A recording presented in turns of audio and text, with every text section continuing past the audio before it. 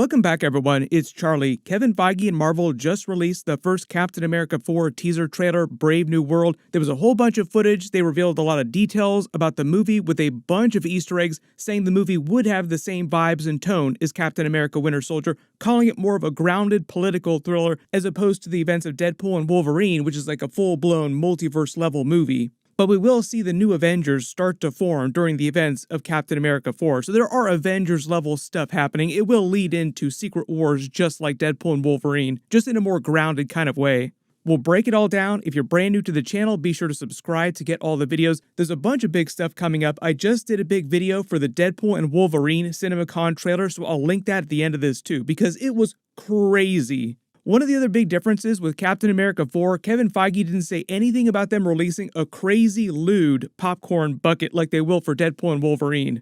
I love the popcorn buckets that are taking over the world.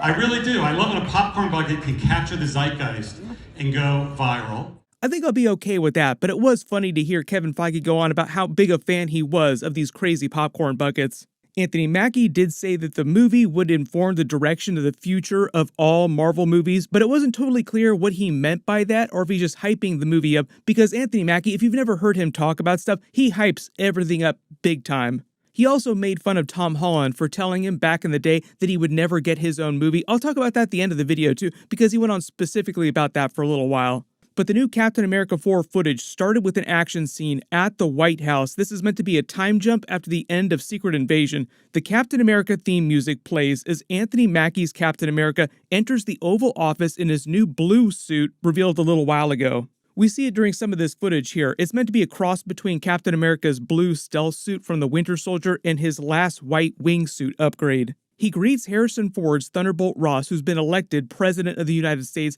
The footage also answered a lot of questions about how this went down, too. We knew it was going to happen, but there were a lot of questions about how they were going to explain it. Sam Wilson tells him he looks different, and Thunderbolt Ross touches his face, saying that his aides told him that he would have lost the election if he didn't shave the mustache off, and he also says he's trying to quit smoking and gets handed a red lollipop. This is meant to be his version of the Iron Man 2 Don Cheadle roadie introduction scene. Hey, buddy. Didn't expect to see you here. Look, it's me. I'm here. Deal with it. Let's move on. I Drop it. If you remember, many years ago, famously at the time, the role of Rhodey had been previously played by Terrence Howard in Iron Man 1, then recast with Don Cheadle for Iron Man 2. They had that very quick scene at the beginning of the movie acknowledging that the actor looked different, like they had recast him, then brushed past it and never referenced the change ever again.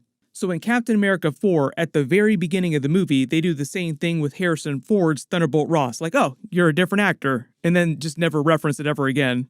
Now, the reason why they recast Thunderbolt Ross is very different from the reason why they recast the Rhodey character. If you didn't realize, a couple years ago, William Hurt passed away after a battle with cancer. As the scene continues, Thunderbolt Ross tells Sam Wilson he's generally not a fan of superheroes, but what he just did in Mexico on a mission that he came back from changed his mind, and now Thunderbolt Ross wants Sam Wilson's Captain America to help rebuild the Avengers team, confirming that there has been no active Avengers team since the end of Avengers Endgame, meaning that the meeting they had at the end of the Shang-Chi post-credit scene was technically not the Avengers. Bruce Banner's Hulk told him welcome to the team. We all thought that that meant he was being welcomed to the Avengers team. Apparently they're not calling themselves the Avengers anymore. But it's an example of how there are still members of the core Avengers team that are still alive and doing things, but everyone's kind of been off doing their own thing in their own movies, like Thor and Love and Thunder, Hulk in the Shang-Chi movie, then She-Hulk.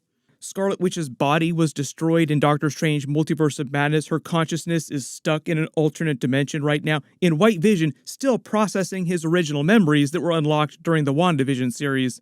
Also, we've seen in the past that Thunderbolt Ross has been willing to work with superheroes like the Avengers, even though he's talking to Skrull Rhodey here during Avengers Infinity War without realizing it. The whole idea is that he'd been working with the Avengers team since before the events of Captain America Civil War when he was Defense Secretary, so he's been working in the government for a while now.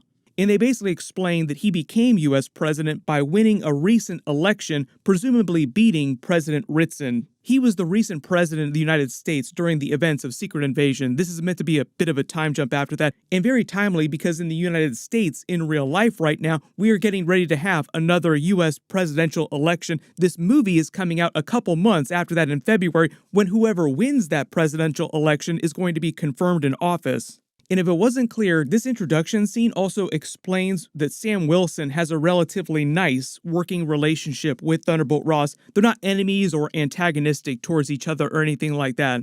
Mostly because, if you remember, Sam Wilson came up through the military, and so did Thunderbolt Ross. He's been a general for a long time. So he would have served under him at some point in the military. They would have had a long working relationship in the past and known each other very well. So you have one military man greeting another, so they understand each other very well, but they're not bros or best buddies or anything like that. They just have a good working relationship. And getting this red lollipop is also probably meant to foreshadow him eventually turning into Red Hulk during the movie.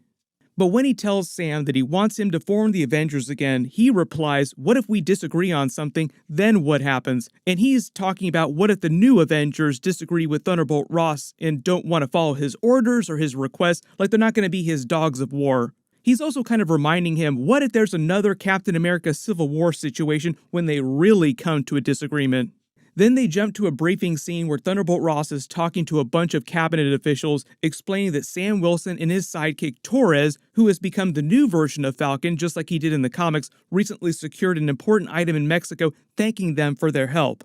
His speech gets interrupted by an old song that begins playing on the PA system in the room. It wasn't clear what song was playing, but the song triggers programming in Isaiah Bradley, who's there with them, to go full-on Winter Soldier Hydra on all the government officials in the room, trying to kill them and trying to kill Thunderbolt Ross. It's clear that he's been brainwashed, which is why I make the Winter Soldier Hydra brainwashing programming reference in the song triggered that programming.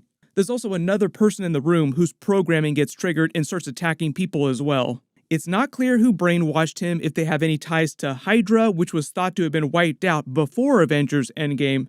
Sam Wilson's Captain America tries to step in and defuse the situation, stop Isaiah Bradley from hurting anyone, but because Isaiah Bradley has super soldier powers, he throws Sam Wilson easily like a rag doll, then throws a table at everyone, even though he's an old man.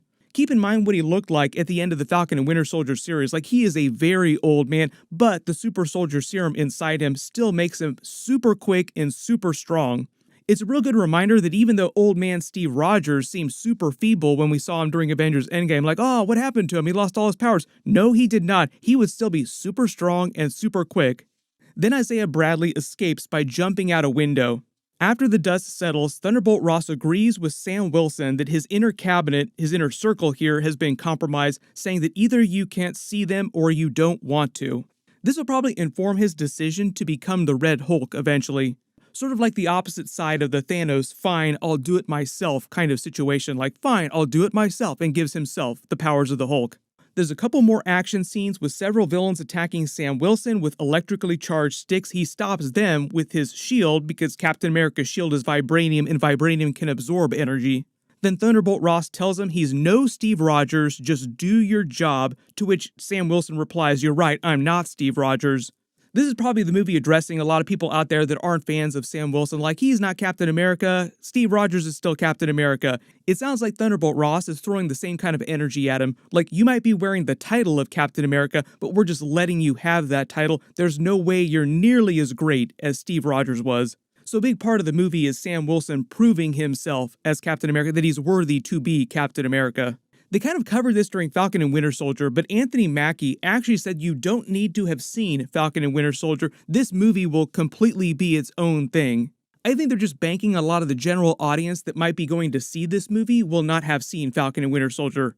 Then they have a scene where they debut his brand new Captain America armor, which is meant to be his vibranium wingsuit given to him by Shuri. Still in Washington, D.C., it seems like the main part of the movie is going to take place around that area because of President Thunderbolt Ross. There were not any scenes of him turning into Red Hulk. They're probably saving that for much, much later. Presumably that also won't happen till much later in the film, too.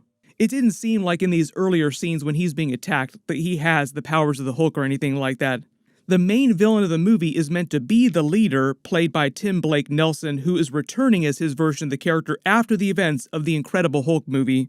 He'll have a more comic book accurate appearance. Notice the green on his hands in these behind the scenes pictures. The film will heavily reference the events of the Incredible Hulk and a lot of tropes from that movie. What'll probably wind up happening though with the new Avengers is that by the end of the film, maybe there's a post-credit scene or some moment at the end of the film where he starts going around actually putting together that new Avengers team.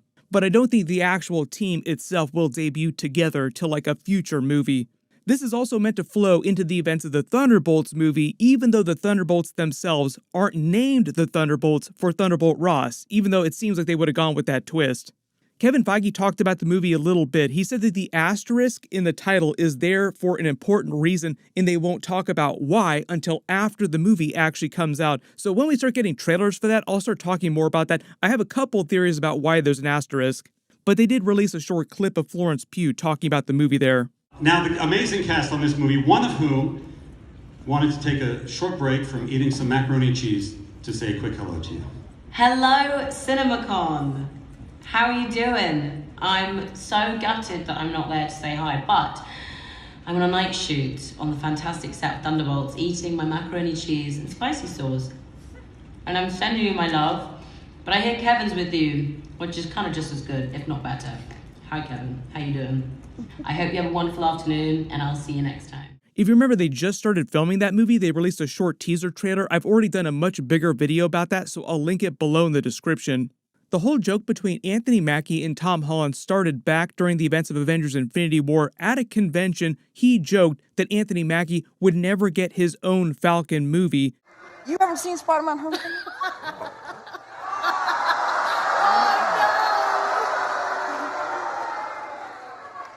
I haven't seen the Falcon. Oh no, there isn't one. Sorry. To which, now Anthony Mackie is saying, haha, I finally got my own movie. So he said he's going to make Marvel force Tom Holland to come to the Captain America 4 premiere, sit next to Anthony Mackie, and he'll watch Tom Holland watch the movie.